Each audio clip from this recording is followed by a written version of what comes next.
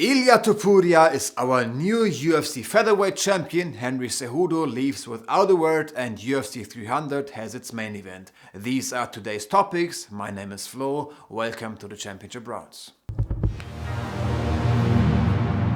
Okay, first real video now. Still feels kinda awkward speaking English, but like I already said, that's part of my motivation, getting more comfortable speaking English in public, if you will.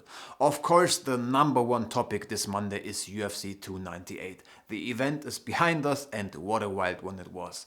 And even though it was officially the second pay-per-view this year, it was the first time I really had that big event feeling. I also really like the combination of Rogan, Bisping and Anik as commentators. And yeah, the big story is of course Topuria's knockout win over Volkanovski. I guess every MMA fan in the last few hours thinks and talks about it. For many fans, me included, it was pretty sad to see Volkanovski getting knocked out, but it's not an old man's sport, I guess, no matter how many gimmicks Volk did in the build-up, and Topuria is truly dangerous. Even though I feel sorry for Volkanovski's loss, as a European it is also a reason to celebrate having Topuria as a new champion from Spain. It's incredible how big of a following he already has, and the guy is just 27 years old and can achieve much more in the future. Many of you probably saw there was this video full of greetings from Spanish top athletes addressed to Topuria in Fight Week, and it just showed the reach he already has, as well as the potential, of course, for even more. Half the Spanish national football team were part of it, various big legends too, Rafael Nadal. These are simply superstars. I think especially Americans, who are one of the few countries in the world that don't really watch soccer, don't fully understand. There were people in that video known in the deepest parts of Africa and in other poor countries not so influenced by pop culture all around the world, like I don't know, Indonesia, in the Middle East and even in Greenland. Like I said, these are global stars. It also went through the media that Topuria had that collaboration with Real Madrid on Instagram after his victory, which is the sports club with the most followers on the entire platform. By the way, FC Barcelona has the second most, and half of their team were part of that greeting video. And these are of course people who can carry the message of who Ilia Topuria is into the world with massive reach. If the UFC really comes to Spain, it will be the most famous front row ever. No exaggeration, even though Hollywood celebrities and such are often at the US events. When it comes to global fame, this will be much bigger. And of course, that's also very attractive for the UFC. People often think that such a global brand doesn't need advertising anymore, but man, Coca-Cola and McDonald's still run ads. There are always new potential customers and viewers to introduce oneself to or to simply remind of oneself. So, as chill as Volkanovski seems to be, I have to say that Topuria's victory opens completely new doors and is especially a huge gain for MMA in Europe. And I think even the biggest Volkanovski fan must admit that all those scenes with Topuria's family after the title win were beautiful to watch. Of course, the number one question now is what comes next. Topuria said before the fight that he doesn't want to give Ortega, Yair Rodriguez and Holloway a title fight, and said that it's time for a new generation, but at the press conference he also said that he's not a matchmaker and would fight anyone the UFC proposes. Volkanovski obviously wants his rematch and has good arguments on his side as a champion who held the title for 5 years, but I really hope he takes a break first, and what plans the UFC has will be seen. Yair Rodriguez and Topuria had beef in recent weeks. Let Yair win dominantly against Ortega next weekend, and I could imagine that being prioritized first. Speaking Spanish as a Mexican, that would just make sense in Madrid or so. Crazy anyway how fast this sport changes. Leon Edwards is the champion who currently holds his belt the longest, and his head kick knockout feels to me like it was just a year or so ago.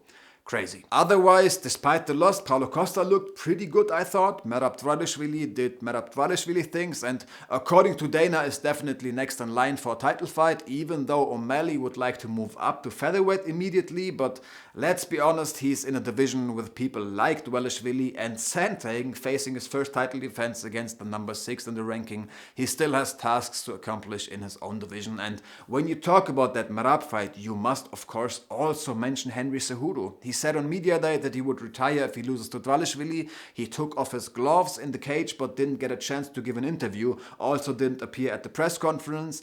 There has been no sign of life from him on social media so far, but I assume he stands by his word. And then it's quite sad that such an accomplished athlete leaves without a word. What Henry Cejudo achieved deserves the utmost respect. One of the 4 simultaneous double champs in the UFC history. We all know the kind of strange arguments people sometimes bring up in this ultimately, I guess, unnecessary GOAT discussion, but he was also a role model outside of the cage. He may have had few title defenses, but was very dominant in those. He has lost a lot of fights later in his career, but was unbeatable at his peak. I usually don't participate in those discussions because at the end of the day everyone is allowed to have their favorite, but one thing must be said. If we accept all those arguments, then you should also look at the entire career of an athlete, even before MMA, and a gold medal at the Olympics and 2 UFC titles at the same time are arguments to at least be mentioned in this stupid discussion. With Henry Cejudo leaving, one of the greatest athletes to ever enter the cage is leaving. I think that just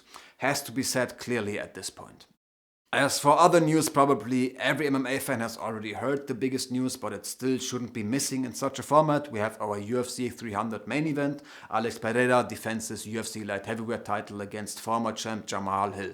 Many fans are quite disappointed with the fight, probably only because of the expectations that came with all these teasers and statements before. Dana also said a few days ago that you could make a documentary about everything that went wrong in the context of this matchmaking. It seems like the UFC may have slightly miscalculated that matchmaking, but objectively seen, it's a banger fight. This fight will be intense. You could see a knockout in every exchange, both hit hard and will want to fight and stand up. That will definitely be fun. Dana then also said at the press conference this weekend that Leon Edwards was offered 3 opponents and he agreed to all 3. Hill told Aaron Bronstetter that he only found out about his fight on Friday and that the UFC had other options but preferred the now scheduled fight. Personally, I thought at that time that it was probably Chimaev and Shafkat or maybe even Islam who were offered to Leon, but these 2 fights couldn't be finalized because of Ramadan and additional visa problems of Chimaev. The third name I thought was Belal Muhammad, but the UFC preferred Hill against Pereira. The Schmo now reports that Belal actually wasn't one of the 3 names, which is quite crazy when you consider how many fights in a row he is undefeated, whether you find him entertaining or not.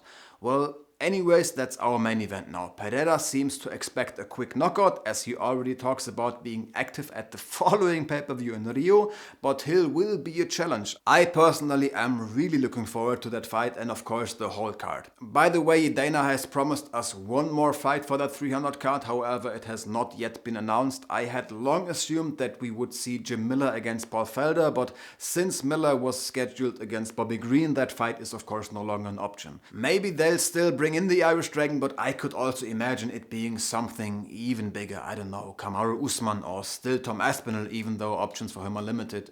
I guess we have to be patient and we'll find out soon. For today, that was all the important news from the world of MMA. Thank you for tuning in. Of course, feel free to subscribe to not miss any future episodes. And with that being said, see you next time.